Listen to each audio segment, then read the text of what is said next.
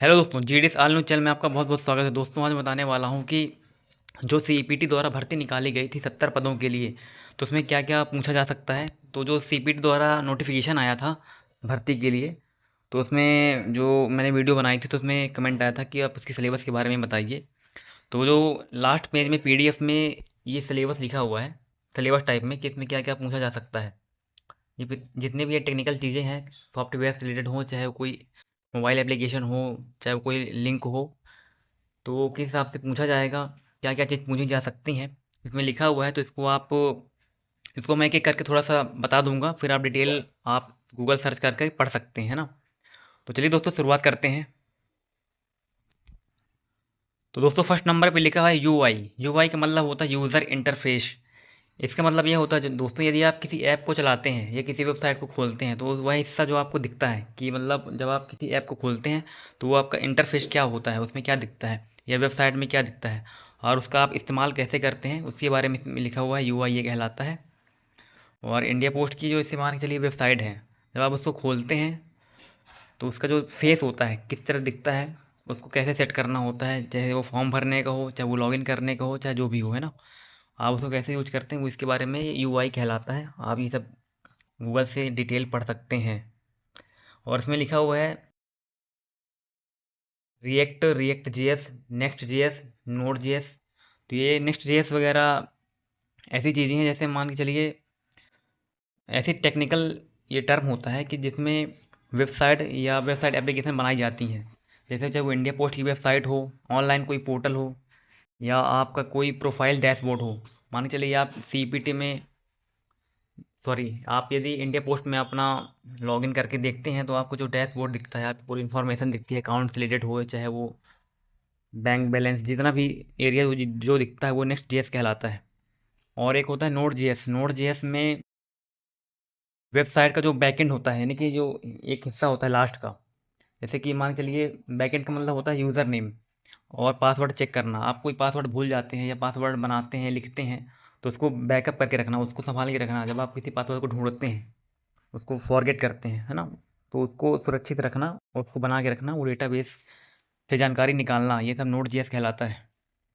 इसके बाद आता है एप्लीकेशन एंड डीबी, एप्लीकेशन और डाटाबेस। दोस्तों इसमें एक टर्म और है, मोबाइल ऐप, जैसे फ्लटर। फ्लटर का काम क्या होता है, जैसे एंड्रॉयड ऐप होती हैं और आईफोन ऐप जो भी होती हैं, दोनों एक ही कोड से बनाई जाती हैं। जैसे कि मान चलिए सीपीटी की वेबसाइट बनानी है, सॉरी ऐप बनानी है, तो आप उस ऐप को किसकी मदद से बना सकते हैं। तो फ्लटर एक ऐसा टर्म होता है जिसमें आप किसी भी ऐप को या टेक्निकल ऐप को अपने डिपार्टमेंट से रिलेटेड बना सकते हैं, है ना। अब देखते हैं एप्लीकेशन एंड डाटाबेस।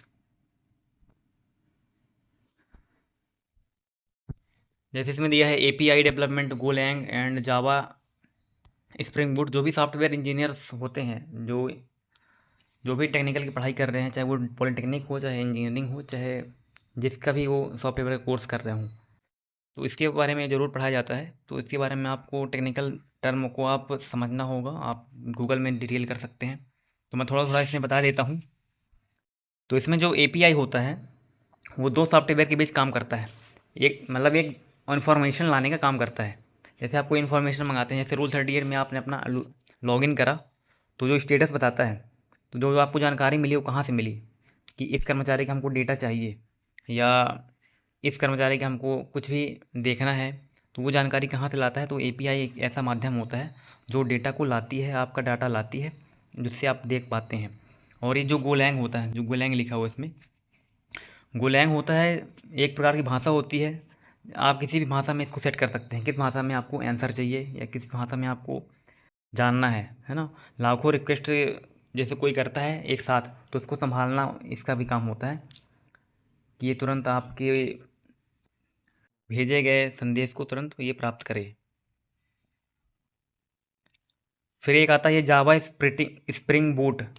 ये बैंकिंग और सर्वर को सुरक्षित रखने के लिए है और अच्छा इस्तेमाल बनाने के लिए। जैसे मान के लिए रेलवे हो गया, बैंक हो गया, या कोई भी गवर्नमेंट पोर्टल या वेबसाइट हो गई, वह ये बहुत इसको सक्रिय और स्थिर बना के रखती है और सुरक्षित रखती है किसी भी हैकिंग सिस्टम से, है ना।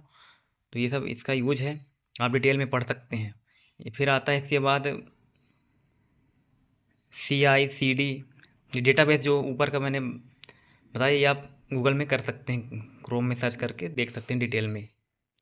मैंने एक एक एक चीज़ सिलेबस मैंने थोड़ा थोड़ा समझाया है। और एक होता है CI/CD।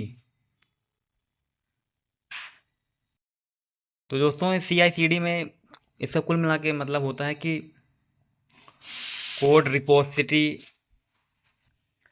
जैसे कि code repository, git, Kubernetes with Docker and Ranchers, service mesh, Istio, Kiali, Jaeger, क्या क्या इनमें लैंग्वेज शायद होती होंगी। तो CI/CD का मतलब होता है दोस्तों कि जैसे कोई नया सॉफ्टवेयर जल्दी अपडेट करना और उसको सुरक्षित तरीके से इन्वॉल्व करना। गिट, इसमें गिट लिखा हुआ है। गिट का मतलब होता है कि यह कोड की जो हिस्ट्री होती है, जो भी आप सर्च कर चुके होते हैं, जो भी आपका डाटा होता है, पुराना हो चाहे नया हो, उसको वो सुरक्षित रखता है। और यदि आप मान चलिए कोई पासवर्ड चेंज करते हैं अपने किसी प्रोफाइल का या किसी भी चीज़ का, तो उसको वो संभाल के रखता है कब, है ना, जो भी पुराना हिस्ट्री होती है उसको वो अप टू डेट रखता है अपने कोड में, है ना। और एक आता है डॉकर। डॉकर आपके सॉफ्टवेयर को सुरक्षित रखता है, एक सील टाइप में उसको बंद करके रखता है ताकि डाटा यहाँ वहाँ लीक ना हो, है ना। और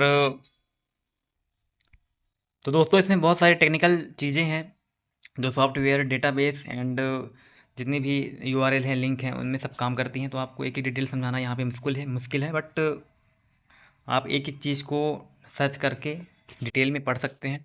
तो ये इसका सिलेबस है पूरा एक टाइप से। तो आपको ये सब चीज़ें डिटेल से पढ़नी होंगी एक एक चीज़ को, तब आप उस एग्ज़ाम को थोड़ा क्वालिफाई कर सकते हैं, उसमें देख सकते हैं। जो लोग इंजीनियरिंग की होंगे सॉफ्टवेयर से या पॉलिटेक्निक की होंगे, जो लोग GDS हैं या जो भी एम्प्लॉय हैं, तो ये चीज़ को समझते होंगे और वो चीज़ को कर सकते हैं। दोस्तों यदि ये वीडियो जो अच्छी लगी हो तो चैनल को सब्सक्राइब कर लीजिएगा। जितनी भी जानकारी मेरे को मिली है तो मैंने बता दिया है। और आपको कोई भी टर्म यदि आपको पूछना है तो आप कमेंट में लिख दीजिएगा, मैं उसमें आपको कमेंट में समझा दूंगा। तब तक के लिए धन्यवाद दोस्तों, मिलते हैं नेक्स्ट वीडियो में। तो आप ये सिलेबस देख लीजिए और एक एक टॉपिक को सर्च करके पढ़ लेंगे तभी आपको अच्छे समझ में आएगा, है ना। धन्यवाद।